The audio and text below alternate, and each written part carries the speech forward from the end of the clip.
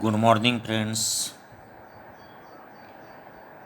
Yesterday and last week we start the unit second, work and energy. First, we see the concept work. We discuss or see the example various activities in books and in our routine life. Then we define or the meaning of work. आपण पाहिलं की work सायन्सच्या दृष्टीने force apply केल्यानंतर जर त्या force लावल्यानंतर वस्तूचं ऑब्जेक्टचं डिस्प्लेसमेंट होत असेल तर वर्क डन याला असं म्हणतो आपण. त्याचे वेगवेगळे एक्झाम्पल आपण वेगवेगळ्या अँगलमध्ये पाहिलं, ए, बी आणि सी. अशा वेळेस जेव्हा फोर्स ॲप्लाय केला, फोर्सची दिशा वेगळी, डिस्प्लेसमेंटची दिशा वेगळी, त्यावेळेस त्या ठिकाणी जो अँगल तयार होतो तो 0 डिग्री. हा बघा हा अँगल. पुन्हा आपण रिव्हिजन करतो हा फोर्स लावला, वस्तूचे डिस्प्लेसमेंट F1 म्हणजे त्याचे कंपोनंट म्हणजे त्याचे परिणाम हे मिळालं आपल्याला. या ठिकाणी अँगल तयार झाला. मग तो जर 0 डिग्री असेल तर W बरोबर Fs येतो, पॉझिटिव्ह वर्क होतो. जर फोर्स 90 डिग्रीमध्ये असेल म्हणजे फोर्स असा ॲप्लाय केला, डिस्प्लेसमेंट असं झालं तर 90 डिग्री त्या ठिकाणी अँगल तयार होतो. कॉस थिटाची व्हॅल्यू 0 म्हणजे नो वर्क डन होतो. नंतर आपण पाहिलं की फोर्स ॲप्लाय केला, या पद्धतीने फोर्स ॲप्लाय केला आणि डिस्प्लेसमेंट या अँगलमध्ये झालं तर 180 -1 व्हॅल्यू होते म्हणजे W -Fs म्हणजे निगेटिव्ह वर्क होतं. मग आपण टाईप्स पाहिले, पॉझिटिव्ह वर्क, निगेटिव्ह वर्क आणि 0 वर्क. त्याचे वेगवेगळे एक्झाम्पल आपण स्वतः डिस्कस पण केलं. यूट्यूबवर पण आपण एक बाहेरचे एक्झाम्पल पण पाहिले. युनिट फोर्स आणि डिस्प्लेसमेंटचा संबंध असल्यामुळे जूल आणि अर्क हे युनिट आपण पाहिलं. नंतर परत आपण एक्झाम्पल पाहिले. नंतर पुढची कन्सेप्ट होती एनर्जी. एनर्जीची डेफिनेशन आपण पाहिली. The capacity of body to perform work is called energy. एखाद्या वस्तूची काम करण्याची क्षमता, the capacity of body or object to do work means energy. Its units is also same that work like joule and erg. Then energy is number of forms are present in the world, but we see main type of energy is kinetic energy. Kinetic energy means the energy which an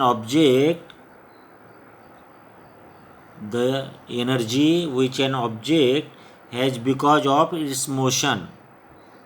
म्हणजे त्या वस्तूला गतीमुळे प्राप्त झालेली ऊर्जा म्हणजे गतिज ऊर्जा म्हणजे कायनेटिक एनर्जी. कायनेटिक एनर्जीच्या एक्सप्रेशनचा विचार केला तर त्याचं उत्तर येतं, व्हॅल्यू येते K = 1/2 mv². अशा पद्धतीने आपण काल परवापर्यंतचे जे टॉपिक झाला होता त्याची 5 मिनटामध्ये आपण रिवाईज केली आहे. नाव we see that the next types of energy is potential energy. Then see the example in books and out of books. Number 1, an arrow is released from stretch bow. म्हणजे धनुष्य बाणामध्ये जर दोरीवर आपण बाण लावला आणि त्याला सोडला, बरोबर. पहिले एक्झाम्पल म्हणजे धनुष्यबाण घ्यायचा, त्याची दोरी ताणायची आणि त्या दोरीमध्ये बाण म्हणजे ॲरो अटकवायचा आणि ती दोरी सोडली, बाण हातातून सोडला तर तो बाण किती लांब पडतो, बरोबर. जेवढी दोरी ताणणार तेवढा बाण पुढे पडतो. क्लिअर. दुसरं example, water kept at height flows through a pipe into the tap below. जर उंचीवर आपण टाकीमध्ये पाणी असतं, टेरेसवर असेल, पहिल्या मजल्यावर असेल, दुसऱ्यावर असेल, 10व्यावर असेल, हाईटप्रमाणे जेवढा उंचीवर असेल तेवढं पाणी त्या ठिकाणी घरामध्ये त्या पाईपद्वारे नळामध्ये येत असतं, त्या प्रेशरमध्ये येतं. जसं बाहेरचे एक्झाम्पल पाहिलं, जर उंचावर एखादा दगड असेल, आपल्या शाळेच्या सभोवताली टेकडी, त्या टेकडीवरती दगड असतात, तो दगडचा आकार कोणता छोटा असतो, कोणता एकदम मोठा असतो, त्याच्यावर 4 लोक बसतात, काही आपल्याकडनं हालतसुद्धा नाही. म्हणजे ते दगड उंचावरून जर खाली आले तर विचार करा की त्याचे इफेक्ट काय होईल. धरणाचं पाणी, डॅम आहे, उकई आहे, भरपूर डॅम आहे, छोटे मोठे धरण असतात, पाणी स्टोअर केलेलं असतं. जर ते बांध फुटला तर त्याचा इफेक्ट काय असेल, हाईटच्या संबंध आला. नंतर तिसरं एक्झाम्पल आहे, अ कॉम्प्रेस स्प्रिंग इज रिलीज. जर कॉम्प्रेस म्हणजे दाबलेली स्प्रिंग जर आपण सोडली, जसं पेनामध्ये रिफिलमध्ये स्प्रिंग येते, ती स्प्रिंग दाबली आणि आपण एकदम सोडून दिली, रीच केली, तर ती कशी जम्प करते, तिचा इफेक्ट कसा होतो, पोझिशनवर आहे. नंतर आणखी आउट ऑफ एक्झाम्पल पाहिलं तर आपण पूर्वी आम्ही लहान असताना किंवा आता अलाराम क्लॉक येतो, चावी येते, स्प्रिंग येते, ती स्प्रिंग आपण गुंडाळतो आणि मग हळूहळू ती रिलीज होते. असे अनेक एक्झाम्पल आहेत की जे आपल्याला पोटेन्शियल एनर्जी दाखवतात. मग पोटेन्शियल एनर्जी म्हणजे नेमकं काय मग, तर ती वस्तूच्या मासशी रिलेशन आलं, रिलेटेड वर्ड आला की तो दगड 50 ग्रॅमचा आहे का 5 टनचा आहे, त्याचा शेप कसा आहे, त्याचा आकार कसा आहे, म्हणजे त्याची स्टेट कशी आहे, अवस्था कशी आहे, ते आलं. त्याच्यानंतर तो किती उंचीवर आहे, किती हाईटवर आहे, पाण्याची टाकी, धरण आहे, किती उंच आहे, धरण कसं आहे, त्याचं व्हॉल्यूम कसं आहे, ते किती उंचीवर आहे, ते पाणी किती वरून खाली पडतं आहे, त्याचे ग्रॅव्हिटेशनल इफेक्ट काय, ग्रॅव्हिटेशन फोर्स काय, या सर्व गोष्टींशी रिलेटेड जेव्हा येतं त्याचा इफेक्ट तयार होतो, ते म्हणजे पोटेन्शियल एनर्जी. म्हणजे काय मग, तर त्यांनी म्हटलं आहे, which words describe the state of object in the above example. म्हणजे कोणकोणती अवस्था ऑब्जेक्टची येते या ठिकाणी ते आपल्या लक्षात येतं. Where did the energy require to cause the motion of object come from. किती एनर्जी लागते ती वस्तू मोशनमध्ये येण्यासाठी, काय रिझल्ट मिळतो आपल्याला, साईज कशी आहे, साईज म्हणजे व्हॉल्यूम कसा आहे, मास किती आहे, आणि म्हणून त्या व्हॉल्यूमवर, त्या साईजवर, त्या स्टेटवर, त्याची अवस्था कशी, त्याच्यावर ती वस्तू गतिमान होते, मोशनमध्ये येते. पण ती स्तब्ध असते, स्थिर असते, शांत असते. जसं दोरी जर तुम्ही कमी ताणली तर बाण कमी लवकर जवळ पडेल, दोरी लांब ताणली, कानापर्यंत दोरी ओढली तुम्ही तर तो बाण जास्त पुढे जाईल, म्हणजे तेवढी एनर्जी त्या ठिकाणी स्टोअर होते. दगड जेवढं उंचीवर जाणार तेवढा त्याचा इफेक्ट जास्त होईल. तोच 50 ग्रॅमचा दगड, 100 ग्रॅमचा दगड तुम्ही एखाद्याला सहज फेकला तर त्याला एवढं लागणार नाही. तोच दगड तुम्ही हात मागे घेऊन मारला तर इफेक्ट जास्त होईल. आपण क्रिकेटचं मॅचचं एक्झाम्पल पाहतो, जर बॉलर येतो, बॉल टाकतो, जर बॅट्समनने त्याला सहज प्लेड केला, सहज जवळ हे केलं तर तो लगेच जागेवर थांबतो. आणि त्याच बॅट्समनने तो बॅट मागे घेऊन आणि पूर्ण मागे घेऊन मारला तर त्याचा इफेक्ट जास्त होतो. मग असे अनेक एक्झाम्पल आपल्याला सांगता येईल. आणि म्हणून डेफिनेशन आहे the energy store in the object, म्हणजे त्या वस्तूमध्ये किती एनर्जी स्टोअर झालेली आहे, जमा झालेली आहे. Because of its specific state, म्हणजे त्याच्या विशिष्ट अवस्थेमुळे, पोझिशन, त्याच्या विशिष्ट आकारामुळे, स्थितीमुळे जी एनर्जी स्टोअर झाली आहे ती एनर्जी रिलीज होणं म्हणजे पोटेन्शियल एनर्जी, ज्याला मराठीमध्ये शब्द आहे स्थितीज ऊर्जा. स्थिती म्हणजे काय? पोझिशन, परिस्थिती, म्हणजे त्याच्या स्थितीमुळे प्राप्त झालेली ऊर्जा. दगडाच्या त्याची स्थिती कशी, कंडिशन कशी, किती उंचावर आहे, कसा व्हॉल्यूम आहे, कसा मास आहे, अशा विशिष्ट पोझिशनमुळे, एका विशिष्ट अवस्थेमुळे त्याच्यात जी एनर्जी स्टोअर आहे ती म्हणजे पोटेन्शियल एनर्जी. आणखी एक वेगळं एक्झाम्पल दिलं आहे. Hold a chalk height 5 centimetre from the floor and release it. हातात चॉक घ्या, खडू घ्या आणि जमिनीपासून फक्त छोटी पट्टी एवढ्या उंचीवरून त्याला खाली रिलीज करा, म्हणजे सोडा. तर काय पडेल, तर एक तर तुकडा होईल त्याचा किंवा काही एवढा इफेक्ट होणार नाही. तो चॉक तुम्ही उभे राहून जा स्ट्रेट तुमच्या हाईट एवढं आणि तिथून रिलीज करा. आता मी समजून घ्या स्टेजवर उभा आहे किंवा ब्लॅकबोर्डजवळ उभा आहे, तिथून मी तो चॉक खाली सोडला तर त्याचे तुकडे पण होतील, त्याचे इफेक्ट वेगळा होईल, हे आपल्याला सहज सांगता येतो. म्हणजे there is a difference in the result of two activity. दोन्ही ॲक्टिव्हिटीमध्ये वेगवेगळे रिझल्ट मिळाले आपल्याला. तसंच मग आपण आत्ता उच्चार केला, जर तुम्हाला फूल मारून फेकलं तर फूलचा इफेक्ट होणार नाही, कारण फूल मासच्या संबंध आला, त्या फुलच्या ऐवजी तेवढाच दगड घेतला आणि तो तुमच्याकडे मारला तर त्याचा इफेक्ट वेगळा होईल. त्याच ठिकाणी मी लोखंडाची वस्तू घेतली फुला एवढी आणि ती तुम्हाला रिलीज केली, त्याचे इफेक्ट वेगळं होईल. म्हणजे काय आलं? मास आला, ग्रॅव्हिटेशनल फोर्स आला, आणि किती उंचीवरून, किती हाईट, त्याच्यावरून पोटेन्शियल एनर्जी आपल्याला सांगता येते. आणि म्हणून आपण एक्सप्रेशन, जसं कायनेटिक एनर्जीचं एक्सप्रेशन होतं, kinetic energy is equal to 1/2 mv², 1/2 mv². आता या ठिकाणी work is equal to force into displacement, हे आपण मागच्या तासाला पाहिलं. वर्क म्हणजेच कार्य आणि तेच वर्क म्हणजेच फोर्स, म्हणजे mg. m म्हणजे मास, वस्तुमान, g म्हणजे ग्रॅव्हिटेशनल फोर्स आणि h म्हणजे हाईट. आता या ठिकाणी हाईट, डिस्प्लेसमेंट म्हणजे हाईट, व्हर्टिकल पोझिशन, आणि म्हणून पोटेन्शियल एनर्जीचे एक्सप्रेशन आहे potential energy is equal to mgh. m म्हणजे मास, g म्हणजे ग्रॅव्हिटेशनल फोर्स, h म्हणजे हाईट. तर अशा पद्धतीने आपल्याला पोटेन्शियल एनर्जीची एक्झाम्पल, डेफिनेशन आणि एक्सप्रेशन हे आपल्याला सांगता येईल.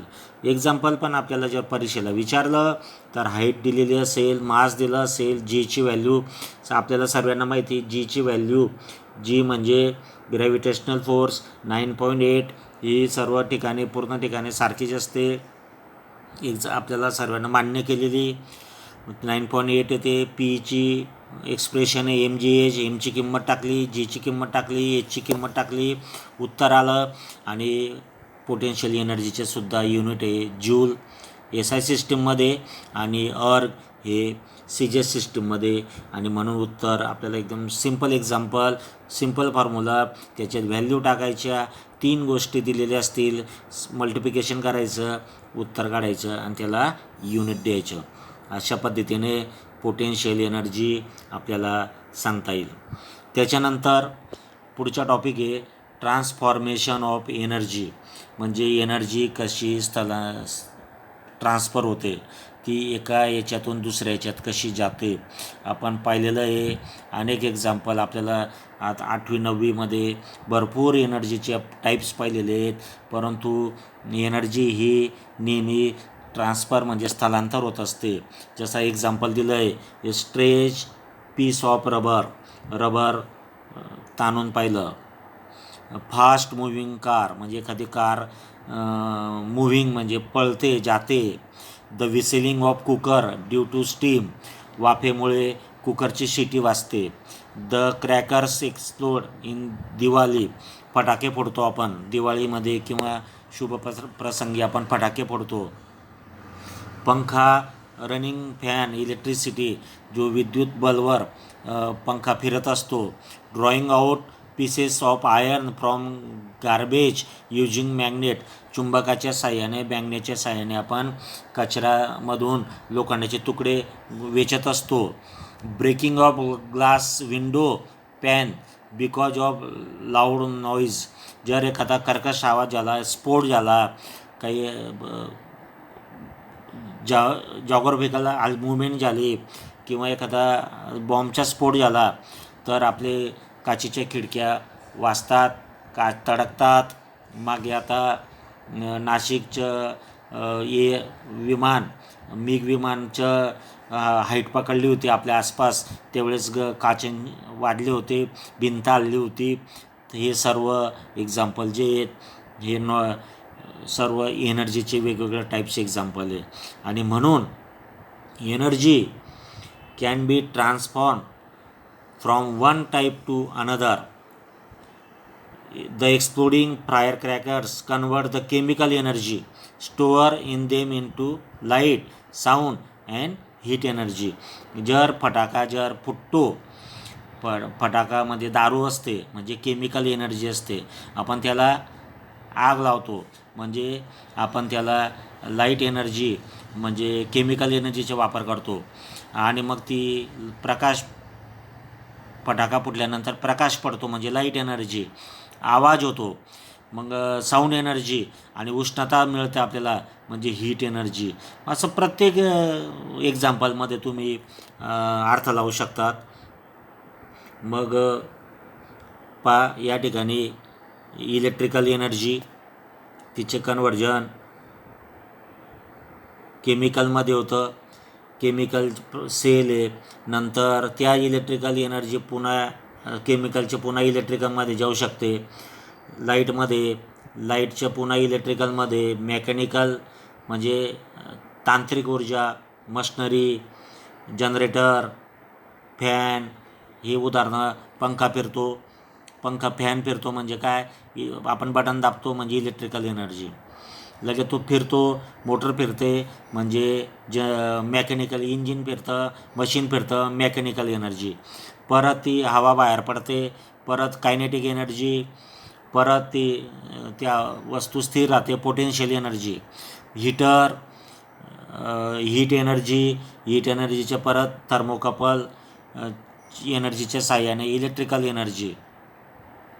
थर्मोकपलच्या परफेक्ट मराठी शब्द आता आठवत नाही आहे, पण त्याचे कन्व्हर्जन इलेक्ट्रिकल एनर्जीमध्ये होतो. लाऊडस्पीकर आहे, त्याचे साऊंड एनर्जी, मायक्रोफोनच्या साहाय्याने परत इलेक्ट्रिकल एनर्जी, म्हणजे रिव्हर्सिबल. असे अनेक एक्झाम्पल आहेत की आपण प्रूव्ह करू शकतो की एनर्जी ही ट्रान्सफर होते, एका प्रकारातून दुसऱ्या प्रकारात जाते.